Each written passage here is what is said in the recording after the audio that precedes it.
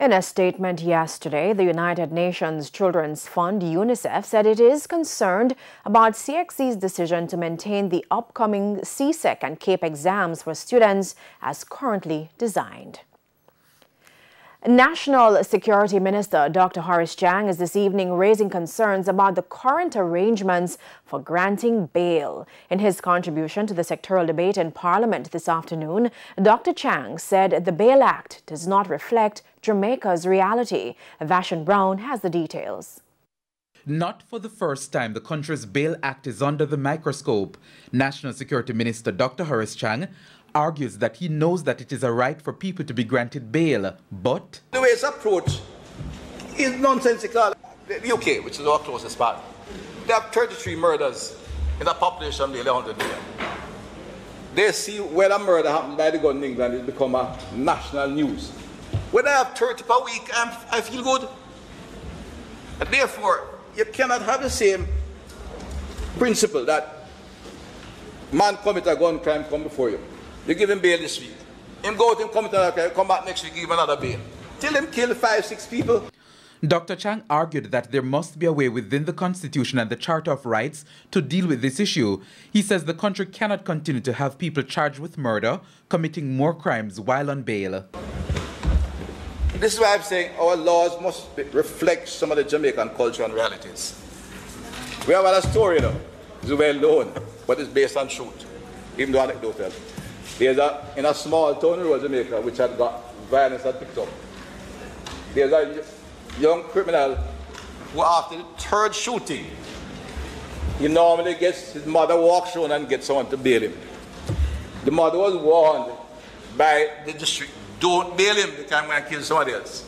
Of course, it's her son, she went about it because she was offered bail. Well, the next day when she got assurance of bail, somebody met her and get and killed her. So it leads to tragedy, more killing, and vigilantism. It's why the National Security Minister says it's time to take a closer look at some of the country's laws. Not only us as legislators, but the judges have a way to intervene, Madam Speaker. You know, one judge recently used what we call the arbiter dicta to lecture the executive. But that aspect of the law is there to allow judges who are supposed to be our best minds to sometimes give a bit of this direction. In fact, that's what arbiter dicta is defined as. It's a lacuna in law to allow the judges to make comments and sometimes give a bit of direction without crossing the boundary into the executive.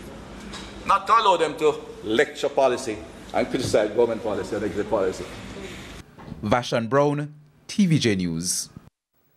In the meantime, Dr. Chang says the long-awaited electronic traffic ticket management system will be launched next month. The traffic ticket management system is a centralized web-based platform designed to monitor traffic tickets from the point of issuance to either the payment of fines at tax offices or adjudication in the court. Yes. It was a long and tedious process. Frustrating, more than frustrating. But I consider the experience, Madam Speaker, that was not only frustrating but instructive. Because I learned firsthand how to work between multiple government agencies. This Prime Minister has spoken over and over, a program operating in silos. Now we have had to use that as a simple example, but critical to public order, to cross 5 agencies. And it was indeed an instructive period, but we are better at it now, and we launch in June. And at the base of that, it will become the foundation for a generic ticketing system that will make a big difference to public order.